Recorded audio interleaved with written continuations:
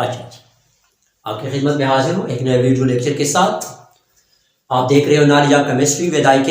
आज का हमारा टॉपिक है class 9 chemistry, chapter number 1 Avogadro numbers and moles. इसको आज हमने कंटिन्यू करना है, एवोगाड्रो नंबर्स एंड मोल्स। तो पहले हम एवोगाड्रो नंबर को डिस्कस करते हैं कि एवोगाड्रो नंबर्स क्या है। एवोगाड्रो नंबर जो है it is a collection of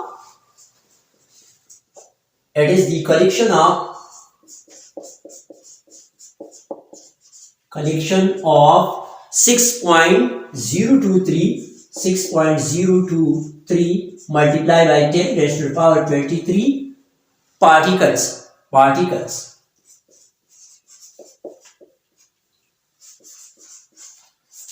particles याद रखें, एटम्स की भी हो सकते हैं, मॉलिक्यूल्स की भी हो सकते हैं और आयंस की भी हो सकती है। ये हमारे पास क्या है, पार्टिकल्स है। अच्छा, एवोगाड्रो नंबर्स का एक डेफिनेशन ये कि it is the collection of 6.023 cross 10 to the power 23 particles. ये पार्टिकल्स एटम्स की भी हो सकती है, मॉलिक्यूल्स की भी हो सकती है और आयंस की भी हो सकती है। या ये भी कह सकते हो कि 1 mole is numerically equal to 6.023 cross 10 to the power 23। अच्छा जी, तो ये जब भी आपको पता है एटम्स की बात होगी तो आप समझ लीजिए कि यहां पर एलिमेंट होंगी, यानी एक एटम्स के अंदर एलिमेंट्स होंगी, बहुत सी एलिमेंट्स होंगी। मॉलिक्यूल्स की जब बात होगी तो आप समझ लीजिए कि हमारे पास, आप सिंपल बात यह कि जब भी एटम्स की बात होगी आप समझ लीजिए कि हमारे पास रिलेटिव एटॉमिक मासेस की बात हो रही है, एलिमेंट्स की relative atomic masses.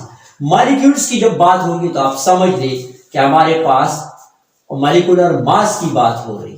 Let's suppose हमारे पास वाटर से। और जब भी हमारे पास आयंस की बात होगी तो हमारे पास यहां पर लेट्स सपोज हमारे पास NaCl है, तो आप समझ लीजिए कि फार्मूला यूनिट की बात होगी। ठीक है। अच्छा, एक एटम्स के अंदर बहुत से एलिमेंट्स होते हैं, एक मॉलिक्यूल्स के अंदर मिलियंस मॉलिक्यूल्स होती है। ये वाटर का एक मॉलिक्यूल है, लेट्स सपोज एक ग्लास, एक बीकर के अंदर ये पानी पड़ा है तो इसके अंदर मिलियंस मॉलिक्यूल्स हो सकते हैं। इसी तरह NaCl है। सोडियम क्लोराइड हमारे पास एक प्लेट्स के अंदर हमने सोडियम क्लोराइड को रखा है तो इसके अंदर बहुत सी फार्मूला यूनिट होंगी। अच्छा, अब एलिमेंट्स, मॉलिक्यूल्स और फार्मूला यूनिट्स को मेजर्स करना या इसके नंबर्स को बताना हमारे लिए मुश्किल है। तो एवोगाड्रो नंबर ने हमारे लिए एक आसानी पैदा कर दी और हम एवोगाड्रो ने एक नंबर पेश किया जिसकी वैल्यू हमारे पास ये 6.023 multiply by 10 raise to the power 23 है। यानी जब आपके पास एक एलिमेंट्स है, इसका मतलब ये है एक मॉलिक्यूल्स है। अगर इसको लेट्स सपोज हमारे पास एक एटम्स है और वो एटम्स है हाइड्रोजन। पॉइंट क्लियर है। हाइड्रोजन्स को आपको पता है मास नंबर क्या है, 1 है। हाइड्रोजन्स का मास नंबर क्या है, 1 है। तो अब इस हाइड्रोजन्स के मास नंबर 1 है तो इसका मतलब ये है ये 1 ग्राम की इक्वल है। ठीक है, यानी ये हमारे पास आपको पता है इसका है, और 1 ग्राम जो है वो इक्वल होते हैं 1 मोल की। ठीक है, क्या है, 1 मोल की क्या है, इक्वल है। इसका मतलब ये है। अब ये 1 मोल्स की इक्वल है तो हमने कहा कि 1 मोल जो है ये न्यूमेरिकली इक्वल होते हैं इस एवोगाड्रोस नंबर की। ठीक है, यानी जब वो एक एटम्स की बात होगी तो इस एटम्स की एटॉमिक नंबर 0.0 ग्राम हाइड्रोजन जो है ये इक्वल है किस चीज की, 1 मोल की। और 1 मोल इक्वल होते हैं 6.023 multiply by 10 raise to the power 23। यानी एक एटम्स के अंदर इतनी ही पार्टिकल्स होगी। तो एवोगाड्रो नंबर ने हमारे लिए एक आसानी पैदा कर दी है। ठीक है, अब लेट्स सपोज हमारे पास, मैंने कहा कि इस यहां पर हमारे पास एक बीकर है। इस बीकर नजर तो आ रही है, क्लियर तो है ना। इस बीकर के अंदर हमारे पास लेट्स सपोज पानी पड़ा है, इसमें पानी के मिलियन मॉलिक्यूल्स होंगे। ठीक है, मिलियन मॉलिक्यूल्स होगी। अब ये मॉलिक्यूल्स जो है इस मॉलिक्यूल्स को यानी हमें ये बताना मुश्किल है कि इसके अंदर कितने मॉलिक्यूल्स होंगे, कितने पार्टिकल्स होंगे। तो हमारे पास फॉर एग्जांपल ये हमारे पास 2 हाइड्रोजन है और 1 ऑक्सीजन है, ये बात तो क्लियर है। लेकिन आपको पता है एक हाइड्रोजन का एटॉमिक नंबर है 1, ठीक है, जबकि हमारे पास 1 ऑक्सीजन है और 1 का मास नंबर है 16। हमें ये क्लैरिटी देंगे आप, ये देखिए 2 1 2 प्लस 1 16, इनको प्लस करने से हमारे पास आते हैं 18 ग्राम। और चूंकि एक वाटर मॉलिक्यूल है तो इसका मतलब ये है ये 1 मोल्स की इक्वल होगी, और 1 मोल्स आपको पता है न्यूमेरिकली इक्वल होते हैं 6.023 मल्टीप्लाई बाय 10⁻23, यानी एक वाटर मॉलिक्यूल्स के अंदर इतनी ही पार्टिकल्स होंगी। तो एवोगाड्रो नंबर ने हमारे लिए बहुत सी आसानी पैदा कर दी। और ये नंबर जो है ये वैसा छोटा नंबर नहीं है, याद रखिए। ये हमारे पास कहते हैं कि ये नंबर जब भी आपके पास वैल्यू पावर का प्लस में आते हैं तो इसका मतलब है वेरी वेरी लार्ज वैल्यू, इसको हम बोलते हैं। जब भी वैल्यू आपके पास माइनस तो वेरी वेरी स्मॉल कंसीडर होते हैं।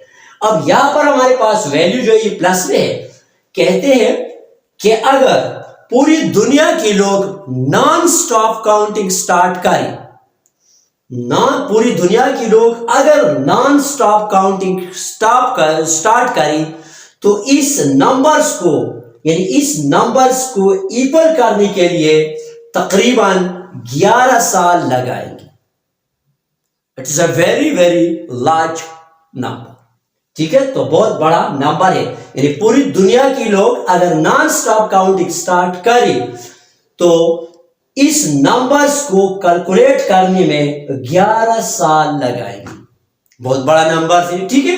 अब अगर हमारे पास लेट्स सपोज फार्मूला मैंने बताया कि NaCl के बहुत से फार्मूला यूनिट होंगे।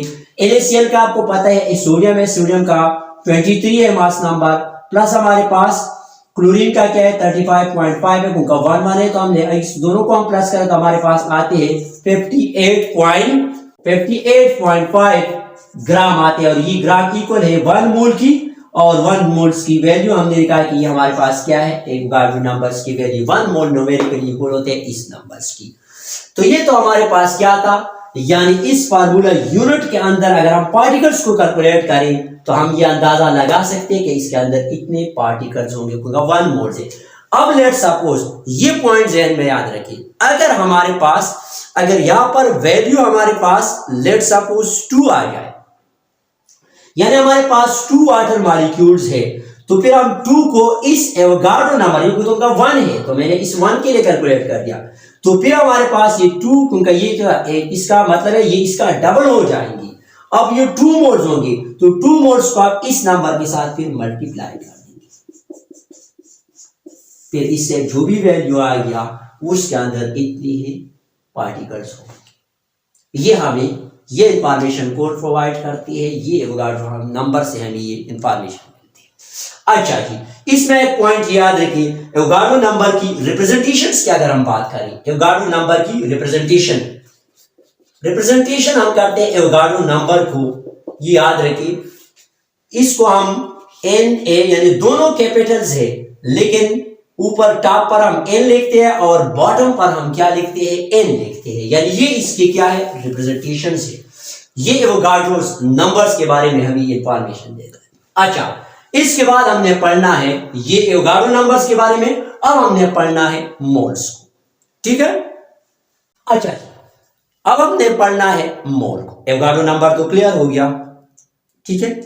अब हमने पढ़ना है मोल्स को। मोल्स का डिफिनेशन हमारे पास ये है, मोल जो होते हैं सब्सटेंसेस दैट कंटेन, ये याद रखिए जब भी केमिस्ट्री में बात होगी तो सब्सटेंस की रेलेवेंट हम बात करेंगे, ठीक है। सब्सटेंस की रेलेवेंट हम बात करेंगे, सब्सटेंसेस दैट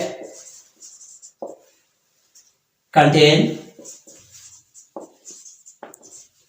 सब्सटेंस, जब वो हमारे पास वो सब्सटेंसेस जिसके अंदर मौजूद होंगे 6.023 मल्टीप्लाई बाय 10⁻23 पार्टिकल्स होंगी, तो वो बराबर होंगी मोल्स की। लेकिन ये याद रखिए मोल हमारे पास एक ह्यूज क्वांटिटी है, ये याद रखिए क्या है, एक ह्यूज क्वांटिटी है। मोल को मेजर्स करना मैंने आपको बताया था, क्योंकि ये इस नंबर्स के इक्वल है, तो इस नंबर्स को मैंने आपको एवोगाड्रो नंबर में कह दिया कि हमारे पास ये बहुत वेरी वेरी लार्ज वैल्यूज है। इस नंबर्स को इक्वल करने के लिए ये क्या है, बहुत बड़ा वैल्यूज है, तो इसको इक्वल। हमारे पास मोल्स की जब बात हो, तो मोल हमारे पास जिस तरह केमिस्ट्री और बाकी चीजों में चीजों को मेजर्स करते हो कि हमें 1 डजन बनाना दे दो, 1 डजन एग दे दो, ठीक है, चीजों को 1 kg दे दो, इस तरह आप चीजों को मेजर्स करते हो जो रोजमर्रा लाइफ में आप चीजों को लेते हो। इस तरीके से हमारे पास केमिस्ट्री में चीजों को मेजर्स करने के लिए हम यहां पर एक यूनिट का इस्तेमाल करते हैं और वो हमारे पास क्या है, मोल्स है। मोल जो होते हैं, फॉर एग्जांपल मैं कहता हूं 1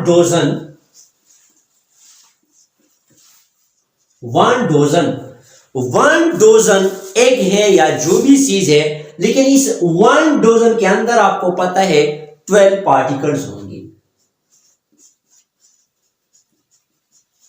कितने पार्टिकल्स होंगे, 12 पार्टिकल। लेट सपोज आप दुकानदार के पास जाते हो, ठीक है, और दुकानदार को कहते हो कि मुझे 1 डजन एग चाहिए या बनाना चाहिए, तो आपके जहन में एक बात आएंगी कि ये अभी मुझे 12 पार्टिकल्स देंगे या 12 बनानास देंगे या 12 एग्स देंगी, आपके जहन में ये आएंगी, ठीक है। तो इस तरीके होगा 1 डजन 12 पार्टिकल्स की इक्वल होते हैं, ठीक है। तो इसी तरह 1 मोल जो है, जब हम मोल्स की बात करेंगे तो 1 मोल्स हमारे पास इस तरीके से 6.03 मल्टीप्लाई बाई 10⁻23 पार्टिकल्स की इक्वल है। यानी 1 डजन जिस तरह 12 पार्टिकल्स की इक्वल है, तो 1 मोल्स भी न्यूमेरिकली इक्वल होते हैं इस नंबर्स की। किसकी इक्वल है, इस नंबर्स की इक्वल है, ठीक है। यानी इस अगर हम इसको आसान अल्फाज में ले लें, उनका मैंने आपको बताया कि एटम्स है, और एटम में जब आप रिलेटिव एटॉमिक मास इसको ले लें, मॉलिक्यूल में जब आप मॉलिक्यूलर मास इसको ले लें, आयंस में जब आप फार्मूला यूनिट को ले लें, और इसी चीज को आप ग्राम में ले लें, तो हमारे पास मोल्स बनते हैं, ठीक है। आप रिलेटिव यानी जब हम एटॉमिक मास, मॉलिक्यूलर मास और फार्मूला मास को हम ग्राम में ले लें, तो इसको भी हम मोल्स कहते हैं, याद रखिए, ठीक है। तो ये मोल जो होते हैं, मोल्स को यानी मोल्स हमारे पास ऐसा क्वांटिटीज है जो कि केमिस्ट्री में इसको मेजर्स करने के लिए, ये मैंने बताया कि सपोज आपके पास पार्टिकल्स को आप कैसे, अब आप फॉर एग्जांपल आपको कहते हैं कि आपके पास H2O है, वाटर एक उनका मॉलिक्यूल्स है, तो एक H2O है, तो इसका मतलब ये है ये H2O जो है ये 18 ग्राम की इक्वल है, 18 ग्राम से, और 18 ग्राम है, तो इसका मतलब उनका H2O का मॉलिक्यूल तो एक है, तो ये 1 मोल्स की इक्वल हो जाएंगी। और 1 मोल्स हमने बताया कि 6.0 मल्टीप्लाई बाई 6.023 मल्टीप्लाई बाई 10⁻23, ये इतने पार्टिकल्स की क्या हो जाएंगी, इक्वल हो जाएंगी। तो मोल्स हमारे पास क्या है, एक ह्यूज क्वांटिटी है जो कि केमिस्ट्री में हम इसको क्या करते हैं, मेजर्स करते हैं। यानी क्वांटिटी को मेजर्स करने के लिए केमिस्ट्री के अंदर जब हम चीजों को लेते हैं, नापते हैं, तोड़ते हैं, तो हम यहां पर इसके एक यूनिट का इस्तेमाल करते हैं, वो क्या है, मोल्स है। लेट्स सपोज आपके पास H2SO4 है, H2SO4 ये भी हमारे पास एक मॉलिक्यूल है, इसका आप अगर मॉलिक्यूलर मास कैलकुलेट करें तो ये हमारे पास बनते हैं 98, यानी ये इक्वल हो जाएंगे 98 ग्राम की, यानी इसके अंदर इतने ग्राम होंगे, और ये न्यूमेरिकली इक्वल होते हैं क्योंकि ये 98 ग्राम, इसका मतलब है ये 1 मोल है, क्योंकि H2SO4 का एक मॉलिक्यूल है, और ये इक्वल होंगे 6.023 मल्टीप्लाई बाई 10⁻23 पार्टिकल्स की। तो H2SO4 एक H2SO4 मॉलिक्यूल्स के अंदर इतने ही पार्टिकल्स होंगे। तो मोल्स हमें यानी मोल्स से हमें काफी हेल्प मिलते हैं इसी चीज को, किसी मॉलिक्यूल्स के अंदर पार्टिकल्स को फाइंड आउट करना, ठीक है। अच्छा, और आज तक के लिए इतना ही काफी।